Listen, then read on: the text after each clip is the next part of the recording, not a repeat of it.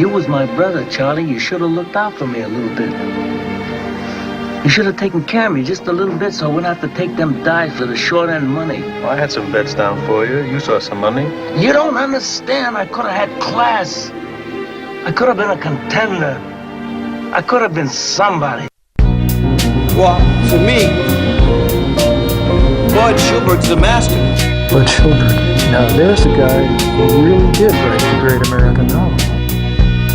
Tonight, Vernon Forrest went back in time a little bit. Looked sensational in redemption he got tonight against Sergio Mora, winning a unanimous decision and a 5th World Championship. Vernon Forrest has a second major endeavor called Destiny's Child.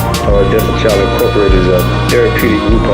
We house people with mental disabilities, give them opportunity to be integrated back into society. Most of the people that we have in our group come out of Georgia institution, mental institution.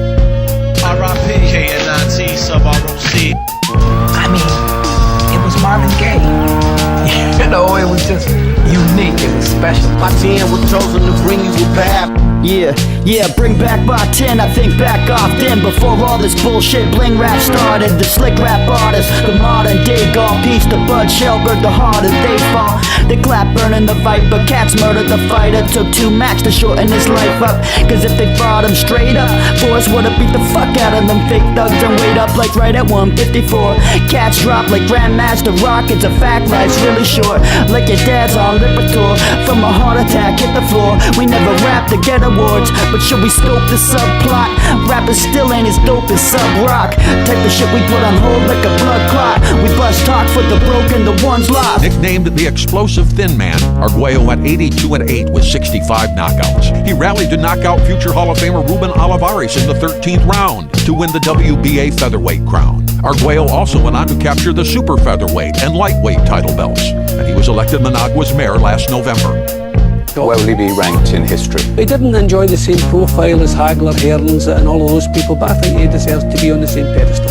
Tonight's first guest is a true legend. You all know him as the star of Kung Fu, Kill Bill, Death Race 2000, Bound for Glory, Americana, and about 100 other films. Please welcome David Carradine. Yo, sacred where you been, perish like a vacant scheme. Unexplainable like the case of Carradine. Quad chain came without assessing the payroll. Nicaragua wept at the death of Arguello. So the boxing and humanitarians, my nerves were shot. He got a lump in my throat when I heard Arturo God, he got slayed. He had a heart like Ray Robinson with soul, just like Marvin Gaye. It don't sit well, up in heaven some miss hell. 10 years since his murder, still repping the big L. Hold your ground, you won't be able to balance on your feet. You ain't a warrior like Diego Corrales. Off the canvas, stand tall, he should've earned some better pay. I'ma go out when I want to, just like Ernest Hemingway. Cause anyways, it's only D in the abyss of my soul. We grew up on ODB, so yo, we miss him the most. My name is Old Dirty Bastard. We are not here to mourn Old Dirty Bastard's death. We are here to celebrate Old Dirty Bastard's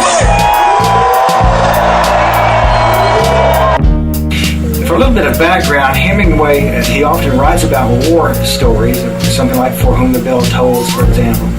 And we do, in fact, have a background of Hemingway being involved in war activities. In World War I, he was an ambulance driver and was actually wounded carrying out the duties of taking care of people on the field. Sugar Ray Robinson. If God ever said, make a fighter, make a perfect fighter, the closest that would come to that would be Sugar Ray Robinson. He was the greatest. Pound for pound, the greatest fighter that ever lived. Diego Corrales versus Jose Luis Castillo, May 7th, 2005. This was no fight, it was a war. A savage, if you hit me again and I find out about it, you're in big trouble battle that took its place amongst the most brutal battles in boxing history. But with his back against the ropes and Castillo throwing punch after punch, Corrales somehow, someway uncorked his own left to catch the oncoming Castillo and followed with 3 howitzer rights, leaving Castillo defenseless and weak.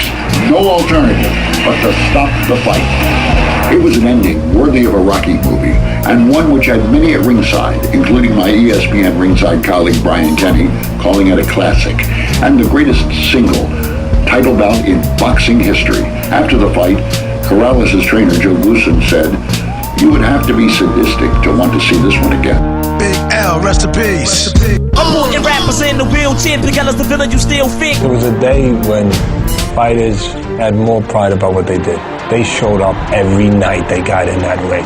And Gaddy shows up every night he gets in that ring.